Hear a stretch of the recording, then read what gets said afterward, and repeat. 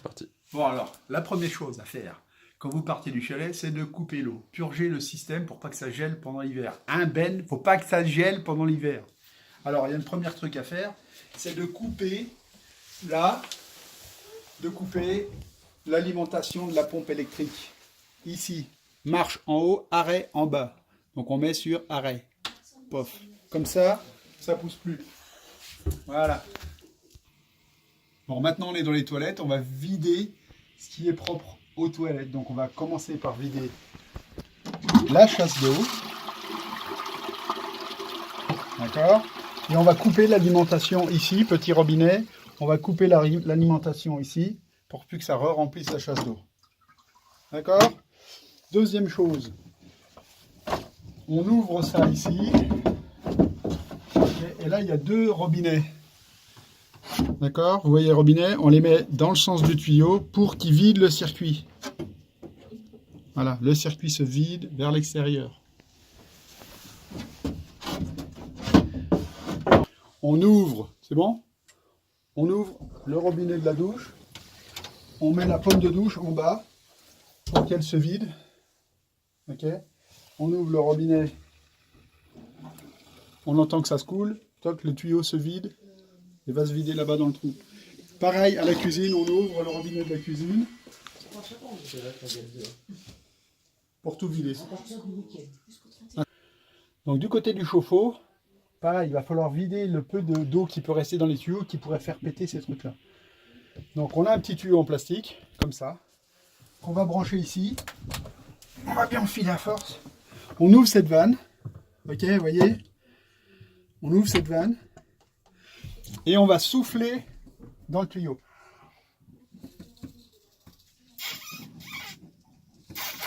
Ouais Ben, c'est un peu dur. Il faut souffler fort, très fort. Comme ça, on pousse l'eau qui reste là-dedans pour qu'elle parte dehors, par les robinets qu'on a ouverts en bas tout à l'heure. On peut aussi ouvrir cette vanne. Voilà. D'accord? Deux vannes ouvertes. Voilà, c'est tout bon. Dernière opération. On va mettre un peu d'antigel. Le bidon se trouve normalement dans notre chambre. Ok, pour l'instant. On va mettre un peu d'antigel dans tous les endroits, c'est-à-dire les siphons de chaque lavabo, douche, toilette, chasse d'eau et cuisine. Ok, pour éviter que ça gèle. Donc, on ouvre le bouton et on en met, voilà, un petit peu comme ça. On ouvre la chasse d'eau, ici en soulevant. Alors il y a des petits boutons, des petits trous sur les côtés. Non, je ne sais même pas comment ça marche. Je ne sais jamais comment ça marche. Voilà, on tire un peu dessus. Vous voyez, il reste de l'eau dans le fond. Donc on met un peu d'antigel dedans. Je ne vais pas en utiliser, ça ne sert à rien. Ok, c'est bon, tu me prends là. Oh putain, dans la gueule.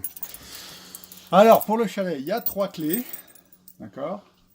Ça, c'est la clé de la première porte pour rentrer dans le chalet. Ça, la jaune, la triangulaire première porte. La jaune, deuxième porte. Et la dernière, c'est celle qui va permettre de couper le courant, de mettre en route. Donc là, grosso modo, disjoncteur général. On le met vers le haut. Quand on s'en va, on le met vers le bas. Ici, c'est le grand chalet. Ça correspond à tout ce qui est lumière. Grand chalet, lumière. Lumière pour le grand chalet, lumière pour le petit chalet.